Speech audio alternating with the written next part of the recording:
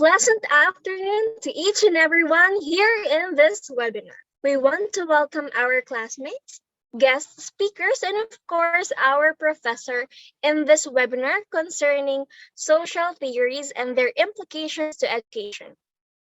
I know every one of us is really excited for this webinar that we have. Well, right, that's partner? right, partner. And we would like to take this opportunity to thank our dear professor, Dr. Rosalie Kerpus, for giving us an opportunity to conduct a webinar like this. Before we proceed, let me just have a technical check. Kindly please click a heart react if my audio is clear and a like react if I am visible. Okay, I think we're good and we're all ready to start this webinar. All right, so we also just want to remind everyone of our netiquette. So make sure to mute your audio when not speaking. And please open your cameras if possible. Let's respect and be courteous to each other in this platform.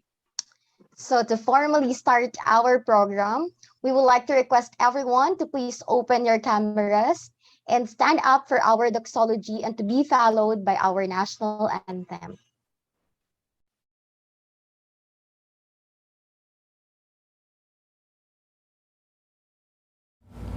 Let us close our eyes and feel the presence of God in the name of the Holy Spirit. Lord, as we begin today, we glorify and thank your name. You have showered us with so much love and blessings despite of our sins.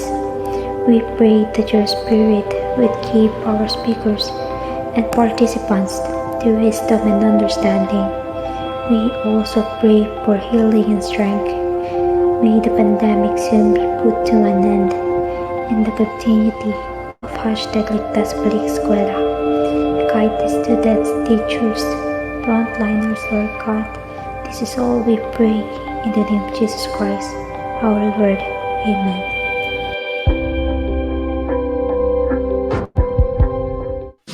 Mga kababayan, ang pambansang awit ng Pilipinas. Kayang magiging nagsasinangalan, alam ng puso sa higit ko'y buhay. Upang hinirang tuyagan ang magiting sa mandulubing, di ka masisigil sa lalatang tulog sa simoy at sa langit o wakraw. Ay ginanang tulagaw, isang paglayang ginaan, ang isang ng matawag mo'y tagumpay na nag-iibig. Ang bituin at araw niya kailan pa may magtitingin. Lupa ng araw na buwan, habit pagsinta, buhay ng isang ito. Ang bayan ng pagkay mga amin, ang mamatay ng dahil sa'yo.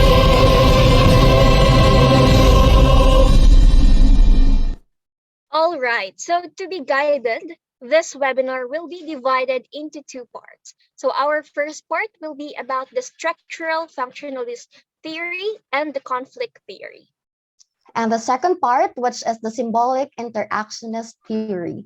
You know what, partner? I can wait to hear the speakers later. And I'm sure everyone here too are eager to really learn about the Yes. topics that will be discussed today. All right, so yeah, you're correct. Without further ado, it is my pride to present to you our first speaker who graduated at Caloocan City Science High School with the strand of Science, Technology, Engineering, and Mathematics.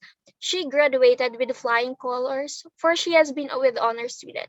The passion to teach really runs in her blood, as she also worked as an ESL tutor and is currently a second year student at Polytechnic University of the Philippines with a course of Bachelor of Secondary Education major in English. And she is also a consistent President's Lister. So everyone, let's welcome Miss Abigail Cariaga. Good afternoon, ma'am. Good afternoon, everyone. Thank you for that wonderful explanation, and thank you all for inviting me here today. It's such an honor. Yes, by the way, ma'am, how are you feeling today? I'm really excited and especially honored that I am here to talk to all of you, future teachers. I'm very happy. All right, ma'am, hindi ko na po papatagalin pa. The floor is yours. Okay, so thank you once again. I hope you learn a lot from this talk. Okay, so to start my presentation, let's go to the first slide. Okay, so to start, let's define first this three words. Society, an organization or club formed for a particular purpose or activity. Next is socialization, the process of learning to behave in a way that is acceptable to society. And last, we have education, is both the act of teaching knowledge to others and the act of receiving knowledge from someone else. Education also refers to the knowledge received through schooling or instruction and to the institution. So why do we define this word? Because our topic for today would circle these three words, and it's nice to refresh your minds in the definition of these three words because you would often hear this in our talk. So now let's move on to our first theory, which is the structural functionalist theory. Okay, so according to the proponent of this theory, Herbert Spencer, he views society as a system of interconnected parts, each with a unique function. The parts have to work together for societal stability and balance. So according to Herbert Spencer views, we can compare society to the human body with different but interrelated parts performing different function. Okay, just as the human body has many parts, society also has different interrelated components such as the family, the state, the school, the church, mass media, economics, and many others. This must coordinate and collaborate for society to function well. If one part of the human body does not function well, the whole body is affected the same way in the component of the society. If the component of the society does not do its part, the society will not function well. So the overall health of the organism or the society depends upon the health of each structure. So next, let's go to the views on education. So education serves the needs of society, seeing education in its manifest role, conveying basic knowledge and skills to the next generation. So education serves to teach the future generation the basic knowledge that they're gonna need, such as problem solving, creative thinking, communication, and many others. And one other views on education of the structural functionalist theory is that socializing people into society's mainstream. This moral education helped form a more cohesive social structure by bringing together people from diverse backgrounds. In here, it says that education was there to help the social structure to stick together. In school, we all have different cultural diversity, racial diversity, religious diversity, also age diversity, sex and gender, and also our sexual orientation, and many others. But still, we are taught in school how to socialize and work with these people, even though we come from different backgrounds. We also find the best of friends in school. Okay, so next is the functionalist theory education focuses on four parts. Okay, so the first one is, so here we can see how education serves to teach and develop the certain skills needed to strengthen the relationship and the sense of solidarity among members of community. That was the first focus of the functionalist theory. So the next one is the role of schools is to prepare students for participation in the institution of society. So what are those institutions? No? We have government, economy, education, family, healthcare, religion, and many others. So you guys are in here in school and it prepares you to be part of the education institution since you are going to be future teachers. Same goes with the other courses. The schools are preparing each one of us to be part of the different social institution in the future. So next is education is concerned with transmission of core values for social. So what are those core values, no? So education provide us with community, thinking, and others. So next, the other education concern is with socializing. I already talked about this is that even though we come from different backgrounds, this school tries to make us work together and be friends because in the future in the society we will have to work together as well even though we come from different backgrounds. So next we have the functionalist theory. So the functionalist theory is focused on social stability and solidarity, no? So it helped they want us to have a proper and balanced society so that everyone can work together. So next is the functionalist. It sees education as a beneficial contribution to an ordered society because they view education as something that prepares the student for the future. It teaches them what they're going to need in the future institution that they're going to be.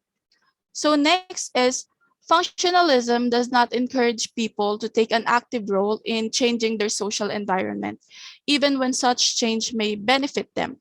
Instead, functionalists sees active social change as undesirable because the various part of society will compensate naturally for any problem that may arise. So for them, they view society as connected, as I've said earlier. So for example is when a family the parents are not there to support their child in terms of their studies. They see the functionalist theory sees this as a problem that may arise that the institution of education will compensate for in the future. So next, let's go to the next slide. So what are the purposes of schoolings according to functionalist? So first we have intellectual purposes. So acquisition of cognitive skills. Now we have different cognitive skills such as thinking, writing, remember, listen, and this school are preparing us to be good with that. They want us to think on our own. That is one of the purpose of schooling according to the functionalist. So next we have political purposes. So educate future citizens, promote patriotism, promote assimilation of immigrants, ensure order, public civility, and conformity. So there they want us to be politically aware. The school teach us the basic laws, the basic rules, because in the future we will be deep a part of that society wherein we need especially now we need to vote, so we need to be aware of those all political issues, political laws, political things that we needed in order to be a good citizen, in order to be a good part of the society. So the next purpose is economic purposes. So prepare students for later work roles, select and train the labor force needed by society. So it prepares students for their future profession, just like we are in here in school because we are training or preparing to become teacher in the future. That same goes with the other courses. The school teach them the things that they are going to be needing in their future careers. So next is the social purposes. Promote a sense of social and moral responsibility, serves as a site for the solution or resolution of social problems, supplement the effort of other institutions of socialization such as the family, and the church. So education is provided with the view to making new members of society familiar with social tradition, manners, customs, and more. So according to the functionalist, schooling has four purposes, which are the intellectual purpose, political purposes, economic purposes, and social purposes. Okay, so now that we're done with the structural functionalist theory, let's move on to our second theory, which is the conflict theory. Okay, so for the proponents of the conflict theory, they view education as something that maintains social inequality and preserving the power of those who dominate society. No, so for conflict theorists, examine the same functions of education as the functionalist. The main difference is that the functionalist sees education as beneficial contribution to an ordered society, while conflict theories see the educational system as perpetuating the status quo by dulling the lower class into being and remaining obedient. So dito parang sinasabi lang no na nag-aaral tayo para maging trabahador sa future. Na kahit na anong gawin nating pag-aaral, in the end, nandun pa rin tayo sa lower level na nagtatrabaho lang tayo para sa mga mayayaman na tao sa society. So parang ang lungkot naman kung ganun lang yung dahilan kung ba't tayo nag-aaral. Na kahit na anong gawin nating aral, mag stay tayo sa mababang level. So yun yung tingin ng conflict theory no, sa education. Tingin nila ganun yung ginagawa ng education sa mga estudyante. So now let's go to the next slide. So according to this theory, there are always two opposing sides in a conflict situation. People take sides between maintaining the status quo and introducing change, then arrive at an agreement. So the next one is conflict theory welcomes conflict as the way to the establishment of a new society. So also, according to this theory, we have one more. Conflict theorists find potential conflict between any groups where inequality exists. So we have racial, gender, religious, political, economic, and so on. Conflict theorists note that an unequal groups usually have conflicting values and agendas, causing them to compete against one another. So for example, is the factory workers want change, better working condition, higher salaries. So the factory owners naturally are opposed to such. So the resolution of conflict, however, leads to a compromise, a change in the way that the factory is managed where both workers and owners are happy.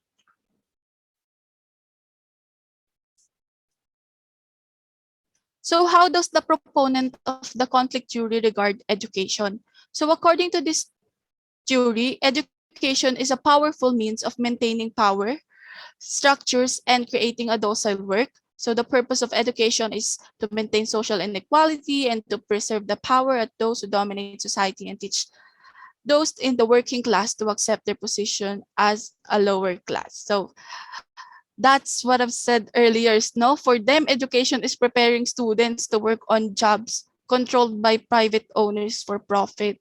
And para sa kanila, na i-accept na lang natin na gano'n na lang yung magiging posisyon natin sa buhay, na maging lower class worker na lang tayo sa society. So tingin nila gano'n yung ginagawa ng education sa atin. So next, let's compare the views on education of the conflict theory and the structural functionalist theory. No? So for conflict theory, education is not truly a social benefit or opportunity as seen by functionalists. It serves to maintain the power structure of the society. So the structural functionalist theory would strongly disagree to this because they view education as a social benefit. It serves to prepare the student for their future participations in the institution of society.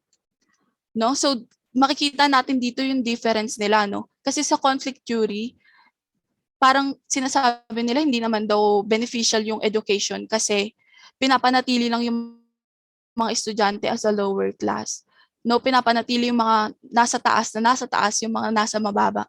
nasa mababa lang sila lagi. Pero sa structural functionalist theory naman, social benefit siya kasi pine-prepare yung mga estudyante na maging parte ng iba't ibang parts ng society. So kailangan matuto silang maging parte ng education, maging parte ng sa hospital, yung mga doctors natin, maging mga nurses.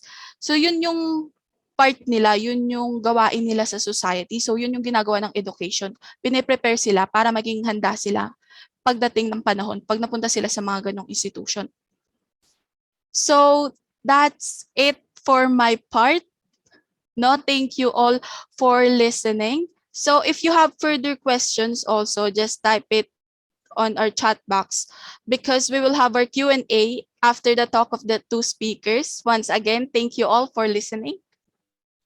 Wow, that was a really great discussion. Thank you so much, Ms. Cariaga, for that very wonderful message. And you really have filled our minds with so much learnings from your discussion for today's webinar, right, partner? Yes, you know what? Ang meaningful ng discussion natin with Ma'am Abby. Well, it is really important to know the purposes of schooling, right? And Ma'am Abby explained it so well, anchored with the two theories, which is the structural functionalist theory and the conflict theory. I think it is takeaway ko lang partner. So I think it is really important and essential talaga to know this. Since for instance, sa political purposes natin ngayon, 'di ba? Sabi doon sa structural functionalist theory, it educate the future citizens. Lalo na ngayon, 'di ba? Napapanahon talaga against ignorance, against fake news, Yes. and as teachers someday, kailangan nating maging agent of change, 'di ba? And isa pang takeaway doon is yung conflict theory, sabi ni Ma'am Abby kanina, it is not a social benefit while the structural functionalist is a social benefit, and we should really make the most out of it, right, partner? So I think education is the most powerful weapon talaga which we can use to change the world. And I'm sure nga our classmates have interesting questions later. Yes. So hold your horses, everyone. We'll have our Q&A portion later. But for now, let me call our fellow presenter and Mr. Enzo Badua to tell us what's in it for us in this short minute of break. Mr. Enzo? Hello guys, am I audible? Yes. Yes. Ayun. So thank you for that fruitful webinar, Teacher Abigail. But before we pass on to our next speaker, gusto ko lang tanungin kung gising pa ba ang lahat. Please give me a thumbs up if gising pa. Ayan. Ito naman, so I would like to remind you na papalapit na ang election. And I hope na mailuklok natin ang tama at karapat-dapat na mamuno sa ating bansa. So guys, are you ready? Dahil papunta pa lang tayo sa exciting part. May inihanda kami para sa inyo at kaya naman hindi ko na rin patatagalin pa. Miss Guay, the floor is yours.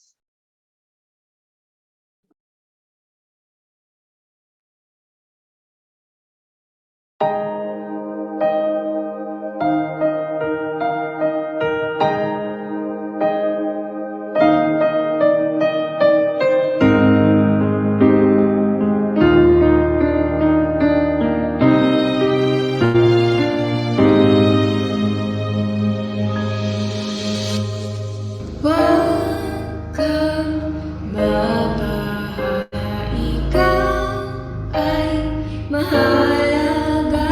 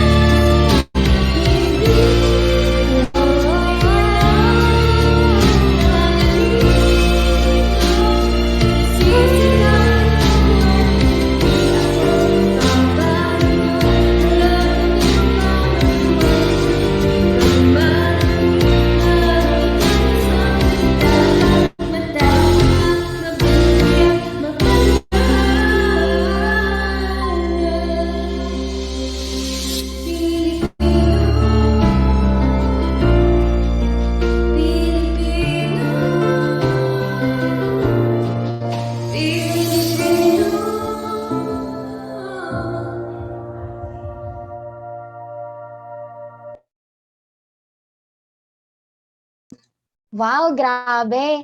Nakaka-goosebumps talaga, no? Alam nyo, the very first time that I heard that song, grabe talaga yung impact sa akin. And as we know, diba, na that song is VP Lenny Robredo's point of view. And I would like also to acknowledge our classmates who are sacrificing their time and effort para umattend sa mga grand rallies. Diba? Shout out sa inyo. And anyway, isang magandang paalala ito, especially because malapit na nga ang eleksyon. Kaya sabay-sabay po tayong tumindig sa kung ano ang tama. Right, partner? And anyway, once again, I would like to thank Ms. Cariaga for the fruitful discussion. And thank you, Ms. Guay, for that very wonderful intermission number. And thank you for sharing your angelic voice with us. Okay? I know we are all excited to learn more and hindi ko napapatagalin pa. Let me introduce you our next speaker. She is a humanities and social science graduate from St. Joseph's College of Quezon City. She was an honors student and a former member of Psychology Society and Josephine's Mission Club. She's currently a second-year Bachelor of Secondary Education, major in English, student at the Polytechnic University of the Philippines. She is also a consistent president lister and a passionate youth volunteer. Wow, grabe. She will be discussing the symbolic interactionist theory. So together, let's give a round of applause to Ms. Carl Marie Habagat. Good afternoon, Ms. Carl. Hello, everyone. Good afternoon. Am I audible? Can you hear me? Yes. How are you Yes, feeling okay. right now, Ms. Carl? Actually, tatanong ko pa nga sana kung nakapagpunas na ba ng luha ang lahat pagkatapos makinig ng ng inyong intermission number. Kasi sobrang touching talaga ng kantang yan. Yes. But I'm very excited to impart my knowledge to discuss this topic this Okay. afternoon.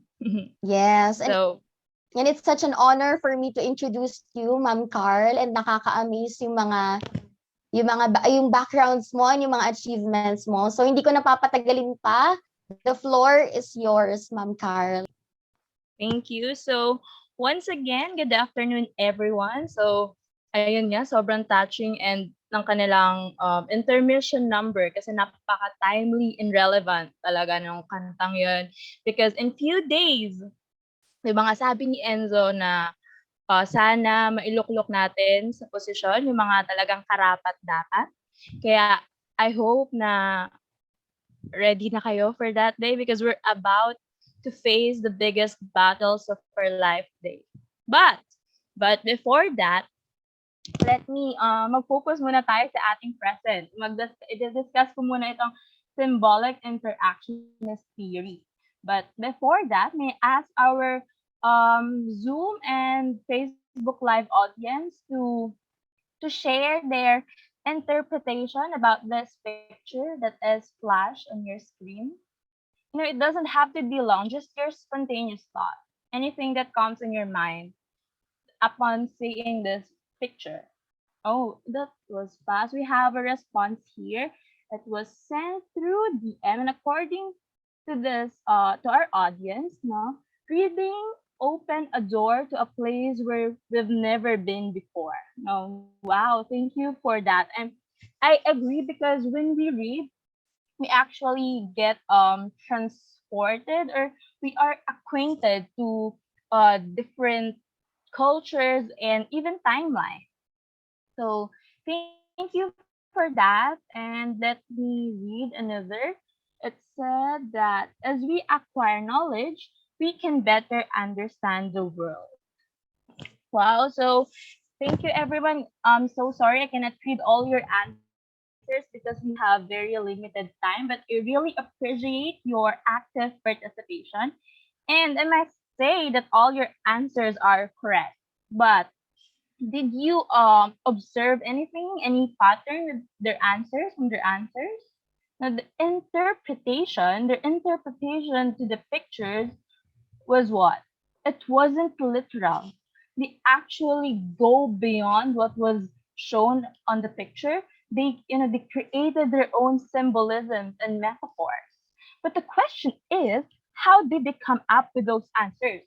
Now, how did we associate books with knowledge? I mean, books with um future. I mean, knowledge and better understanding of the world.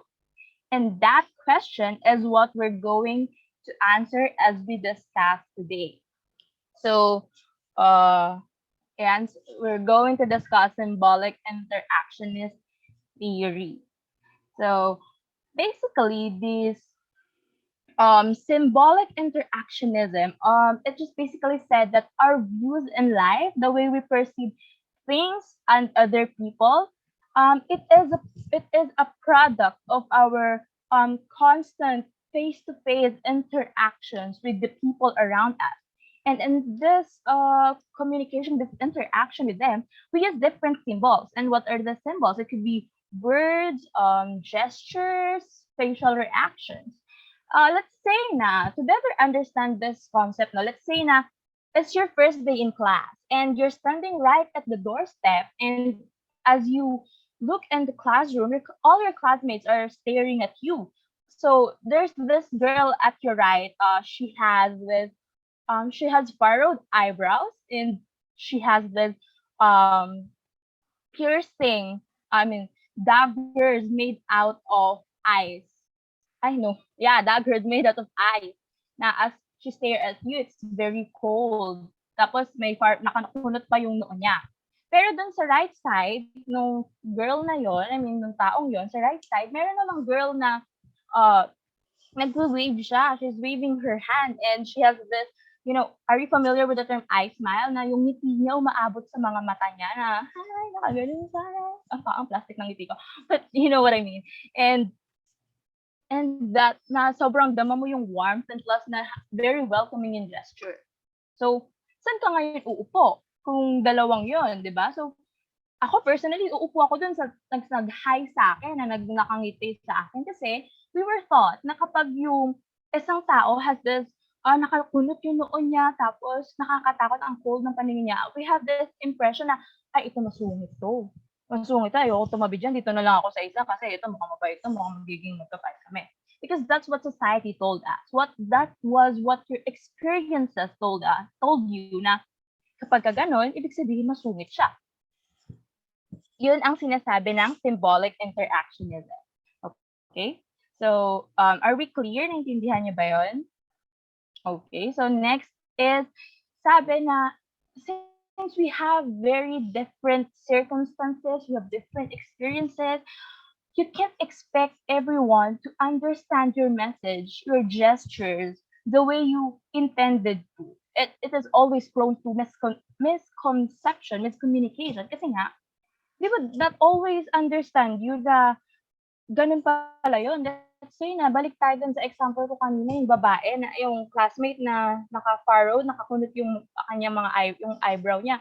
Let's say na, normal lang pala sa kanya yun, ganun lang talaga siya. Buong buhay niya, wala namang nagalit sa kanya na masungit siya.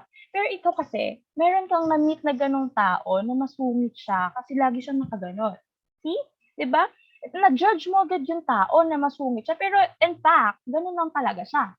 Kasi magkaiba kayo ng perception sa mga bagay-bagay, magkaiba kayo ng circumstances. Yan ang sinasabi ng symbolic interactionism. And this theory has three major principles. Okay, first dyan is an individual's action depends on meaning. Kagaya na nangyari kanina, every time na may sinasabi yung mga tao, every time you hear words, you see gestures, always follow. Hindi man i-vocal na itanong mo talaga literally, pero meron yan lagi na, ano bang ibig sabihin nito? What does this mean? What is this person trying to say? Kagaya kanina ng pagpasok mo ng classroom. For that moment, nag-contemplate ka kung kanino ka pupunta, saan ka tatabi. Depende dun sa pinapakita, sa pinipresent ng mga tao na yung mga kaklaseng hindi mo pa kilala. Yan sinasabi niya, you will only act upon interpreting this symbol sent by other people. Okay? So, next, sabi din na, sabi rin sa sa symbolic interactionism, different people may give different meaning to the same thing. Diba? Kagaya nga ng sinabi ko kanina, you can always expect other people to understand you. Tignan mo, let's take this example, no, na same water, na same tubig, pero magkaiba yung kanyang iboboil mo doon. We have this egg and potato. But the thing is, sa potato, nag-soften yung potato. But the egg, on the other hand, tumiga siya, nag-harden ang egg. So, yun yung na kahit same ka ng sinasabi, same gesture, exact gesture, tapos sa harap ng maraming tao mo yung gagawin, these people will have varied interpretations. Na, kagaya sa example ko kanina, ikaw, naisip mo na masungit siya, pero not everyone in that room would think na masungit siya. May other people na would think na, hayaan mo siya, okay lang yan, ganyan lang talaga. Okay? Yan ang lagi natin tatandaan na you can always expect everyone na i-interpret ka na talagang yung message mo, yun yung maintindihan nila, makakarating sa kanila. But the thing is, these meanings, the way we perceive things and actions of other people aren't permanent. It is subject for change as we interact with other people. Kaya importante na you would allow yourself to experience more, to broaden, to expand your social connections. Kasi as you experience more or try to experience more things, you get to understand other people more. Na, let's say na binigyan mo ng pagkakataon yung classmate mo na yun na masungit, na mukhang masungit. Mukhang siya masungit, but you gave her a chance. No, nakipag-usap ka pa rin sa kanya kasi you were groupmates, di ba? Hindi mo hinayaan yung perception mo sa kanya to affect your relationship with her. Then you realize na, hindi pala siya masungit. Parang kahit masaya pala siya, straight face lang talaga siya. So, di ba na, from there, magkakaroon ka ngayon ng bagong meaning. Magkakaroon ka ngayon ng bagong meaning sa memory mo na not all people with furrowed eyebrows, straight face, and stares as cold as eyes are masungit. It's not always the case. There are people talaga na parang default nila yun. Ganun lang talaga sila. So it is subjective. It wouldn't last for long kasi magkakaroon ka ng understanding sa mga tao and sa environment. Pero what is the implication of this symbolic interactionism to you, future teachers, diba? Implication in teaching. First is you always have to aim to teach for meaning. What does this mean? You're second year, right? You should know by now that when you prepare activities and present your lessons, it should always be authentic. Okay? Na dapat it should be relevant and useful to the life or different contexts outside the four walls of classroom. You have to make sure that this activities, this learning they should be able to use it. It should not be put to waste. Kailangan, it would help them to be competitive outside and to make sense of their world. Let's say na you're teaching literature. Okay, you presented this literature in class, and how would you make this meaningful? First, you have to make sure na you wouldn't just ask for who are the characters in the story, what was the climax, what was the turning point. No, it's not parang okay, they would learn that, but what is the essence of this story? Anong mangyayari after that, diba? You have to make sure na you would ask them na if they were in the shoes of the character, would they do the same thing? Na tama ba yun? Na or did they ever have the same did they ever encounter the same problem as the main characters? And if they did, how did they resolve that problem? Diba? You always have to connect it to real life and to their real life. So you can use it na hindi lang talaga para sa classroom. Next is promote genuine interactions. It doesn't always have na you will always talk na may magkakaroon kayo ng intimacy, ganyan. No, you can just, present nga ng authentic materials na through listening and reading listening and reading materials na that should be authentic. And from there na you did not have to talk at all, di ba? Na hindi kayo nag-uusap. But the students they can think or they can learn a thing or two from the experiences of the character, which could affect, hopefully, that's the goal, na talagang you have to ensure na it could affect the way they perceive things. Now, upon reading the story na magkakaroon sila ng renewed eyes para to understand the world around them. So next, it should be use positive symbols. 'Di ba? Alam natin na sabi nga sa first na principle ng symbolic interactionism, individuals act based on meaning. So as teachers, syempre you want your students to be motivated and active in your class. And how would you do that? First, you have to think, or you would want to encourage them and create a safe environment for them so they wouldn't be scared to express themselves, to share their thoughts. So to do that, you have to use these positive symbols. Now, when they recite, you should compliment them. Oh, very good job, or give them thumbs up, or like give them incentive, diba? So you have to use positive symbols. So the three implications on teaching. I'm sorry. First, teach for meaning, promote genuine interactions, and use positive symbols. So, in symbolic interactionism, we have these prominent researchers or prominent personalities. First are Robert Rosenthal and Leonore Jacobson. And they conducted a research, numerous research, and they found out about the self-fulfilling prophecy. Ano ba tong self-fulfilling prophecy? Sinasabi lang dito na prophecy na sinabi mo, in-anticipate mo kasi na this, na kahit hindi naman totoo na sinabi mo na, this kid wouldn't make it, she or he would fail in this class. And then kahit matalino naman siya, kasi narinig you probably intentionally or consciously or consciously or subconsciously mentioned that in class. Kasi, let's say na this student is very quiet. He or she doesn't talk to classmates and participate in class. So, hindi mo sinasadya, subconsciously, nasabi mo na, ito, babagsak pa sa akin, hindi ito makakapag-honor. And then, kahit naman may alam siya, kahit matalino siya talaga, parang panghihinaan na siya ng loob na parang this student would live up to your expectations. Na, okay, sabi niya, hindi ako babaksa, okay. So, kahit matalino siya, babagsak siya.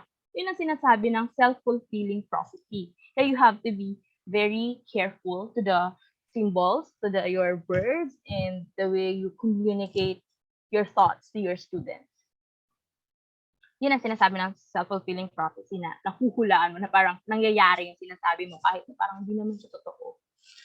Kasi tumatak sa isip nila. And that is similar to Ray Series research as well. Si Ray Series naman, he conducted a research where he divided the best and weaker students. Ang ginawa niya, these best students were sat near the teacher. They were in front. Then this weak students, the weaker ones, were at the back.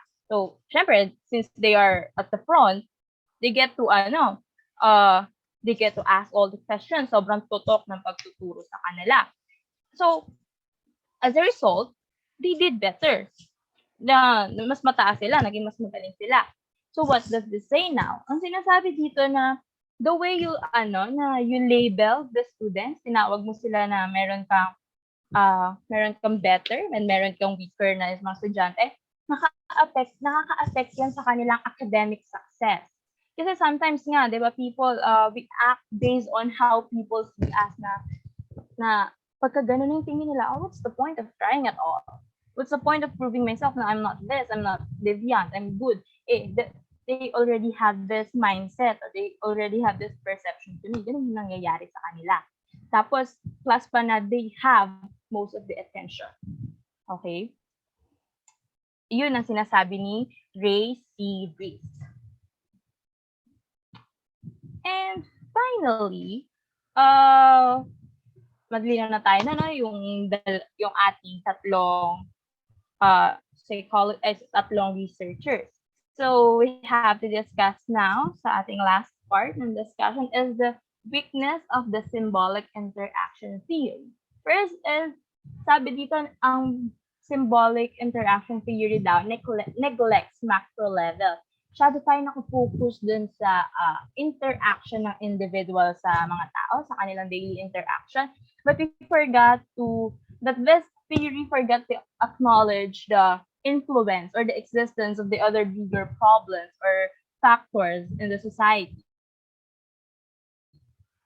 Let's say na the way we perceive other people, na I don't know if it's just me or my experience, pero kasi growing up, I was told na boys are better than girls sa computation, sa math. So parang ganun ang nangyayari. And I'm sorry. Ayun nga na parang nakakalimutan natin na meron tayong bias, meron mga problem talaga existing problem ng society na iniisip lang natin lagi na based din sa mga interaction natin kaya nagkaroon tayo ng ganitong mindset. But the thing is, it's already existing long before na meron tayo talaga gender discrimination. You see what I'm trying to say na itong sa symbolic interaction theory, they forgot to acknowledge nga na there are already existing problem na mas malaki. Nandun siya sa society, matagal na siya naka-impose. Hindi lang yun dahil yun yung sinabi sa'yo ng kapatid mo, hindi lang yun yung sinabi sa'yo ng teacher mo. But it's, matagal na siya, it's deeply rooted, kumbaga.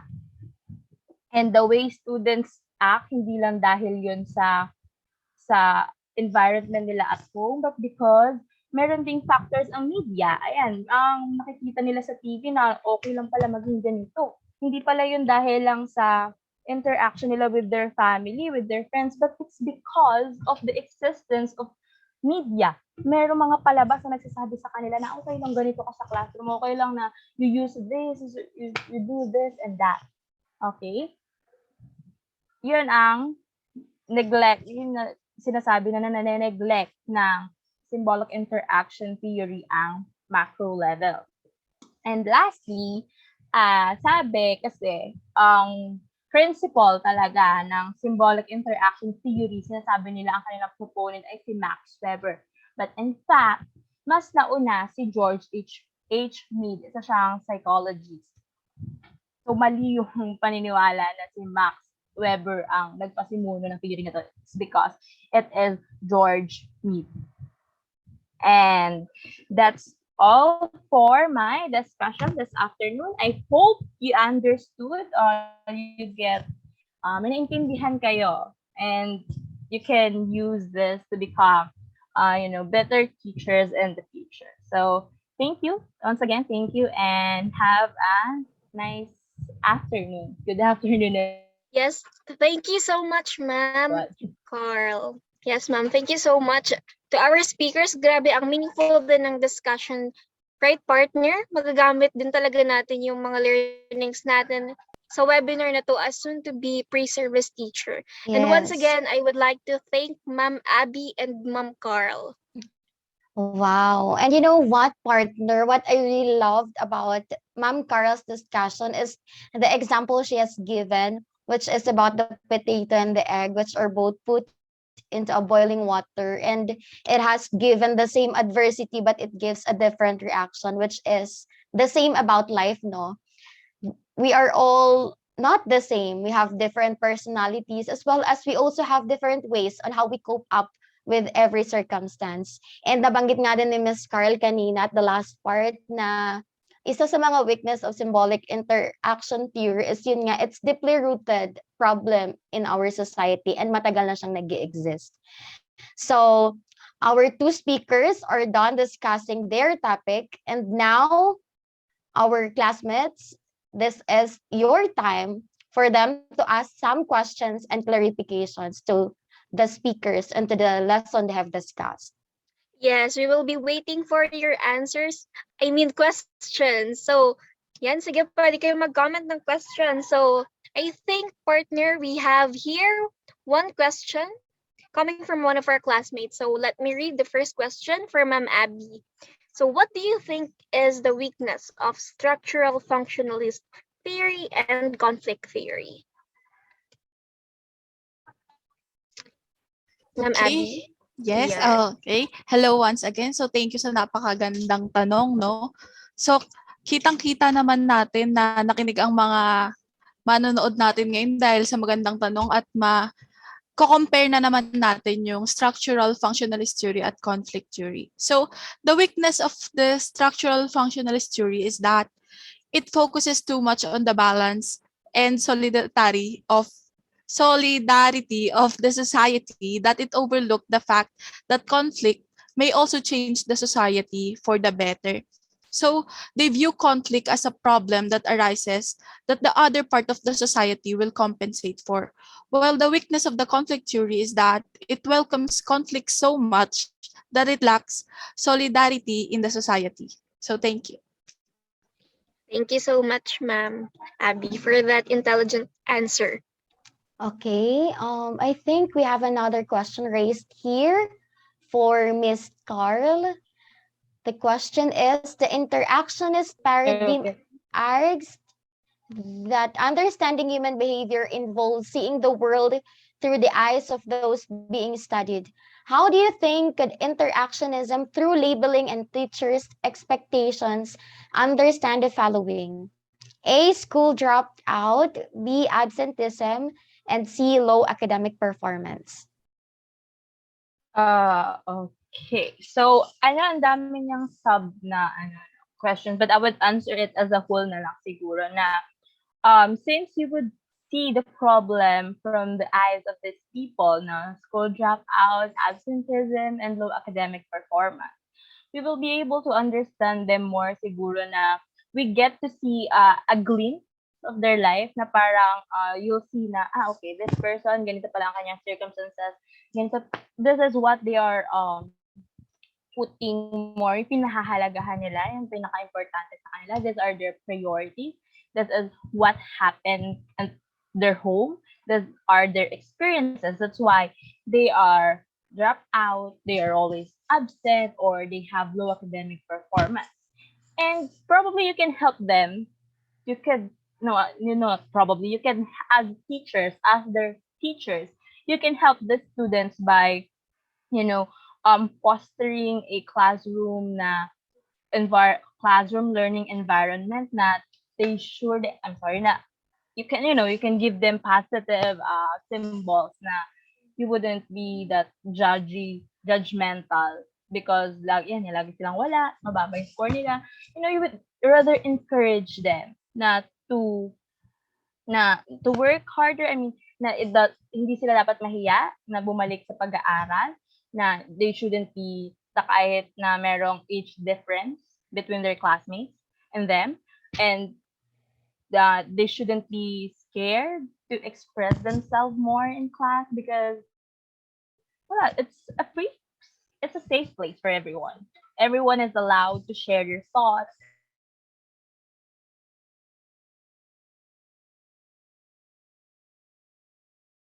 Everyone is allowed to and everyone. Thank you so much, Ma'am Carl. And I think meron pang isa tayong question here for Ma'am Abby again. So, Ma'am Abby, if you were to choose a social theory between the two, which do you think is better?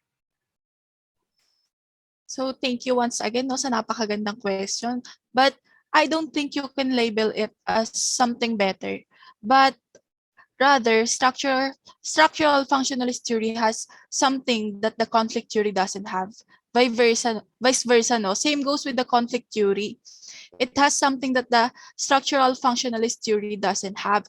But what I think would be better is to have the views of both of the theory because it's good to welcome conflict once in a while, especially if it's for the betterment of the society. And also, it's good to keep the balance and the solidarity in the society as well. So that's it. Thank you.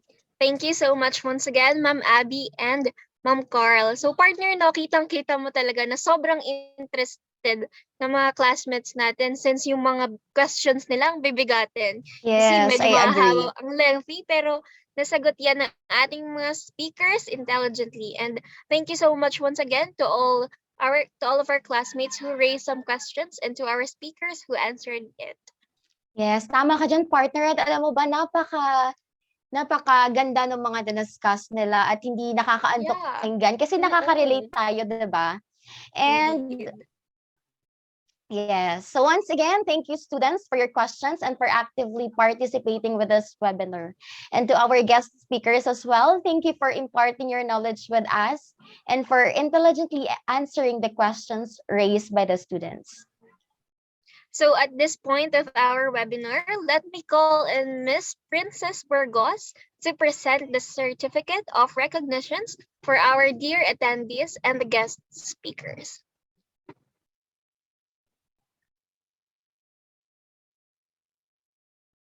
Ayan, no, good afternoon, everyone. We would like to acknowledge and thank everyone who participated to make this webinar successful. No? Let us first start with our participants. Let me read the certificate. Polytechnic University of the Philippines, College of Education, Department of Elementary and Secondary Education.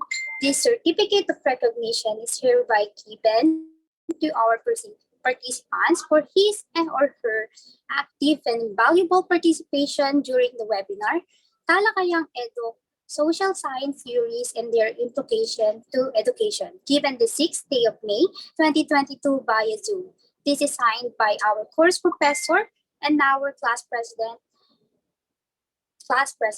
Of course, we won't have this fruitful discussion without our speaker. Let me first start with our first speaker. Let me read the certificate. Polytechnic University of the Philippines, College of Education, Department of Elementary and Secondary Education. This certificate of recognition is hereby given to Abigail Cariaga for imparting her extensive knowledge as the speaker during their webinar, Talakayang Edu, Social Science Theories and Their Implication to Education, given the 6th day of May 2022 via Zoom. This is signed by our course professor, Dr. Rosalie A. Corpus, and our class president, Ms. Emerlyn Solima. Of course, to our second speaker, let me read this certificate. Polytechnic University of the Philippines, College of Education, Department of Elementary and Secondary Education. The certificate of recognition is hereby given to Carl Marie Habagat for imparting her extensive knowledge as the speaker during the webinar Talakayang Edu, Social Science Theories and Their Application to Education, given the 6th day of May 2022 via Zoom. This is also signed by our course professor, Dr. Rosalie A. Corpus, and our class president, Ms. Emerlyn Solima. For the last part of awarding, let me call on Ms. Quinette Hilary Marcelo. You may take the virtual floor now, ma'am. Thank you so much, Princess. And before I proceed presenting this certificate of recognition to Dr. Rosalie Corpus, I would like to thank again our speakers. Ma'am Abby, are you still there? Thank you so much. And Ma'am Carl, thank you so much for being with us today. Yes, we're still here and we're really thankful also to be a part of this webinar, no? Sobrang nag-enjoy kami na makipagtalakayan sa inyong lahat and sana marami kayong natutunan sa talk na ginawa namin today. So Yes, thank you all. Thank you talaga. Thank you. Thank you so much po. And of course, we would like to thank right now our course professor. We wouldn't have done or conduct this webinar nang wala po kayo, ma'am. So let me read the content of their certificate. Polytechnic University of the Philippines, College of Education, Department of Elementary and Secondary Education. This certificate of recognition is hereby given to Dr. Rosalie Corpus for allowing BS721N to conduct this webinar for the subject The Teacher and the Community, School Culture and Organizational Leadership, given the 6th day of May 2022 via Zoom. So signed by yours truly, Gwyneth Hilary Marcelo, and our president, BS721N president, Miss Emerlyn Solima.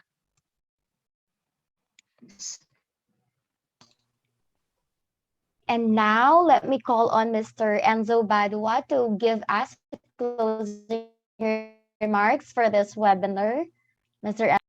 Yes, before we officially end this webinar, I would like to thank our MCs, speakers, fellow classmates, and of course, Dr. Corpus for attending today's webinar. We hope you guys had fun and gained a lot of knowledge, and please do not forget to answer our Google Forms after this event. Thank you, and best of luck, Isko and Iska. God bless and stay safe.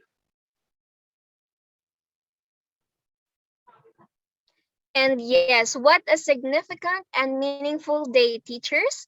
We hope that each and everyone here learned a lot. And please don't let this valuable and important knowledge imparted by us by the speakers to go to waste.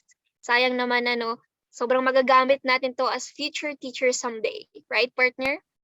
Yes, you're right, partner. At yung mga natutunan natin, we can apply this in our daily lives as well.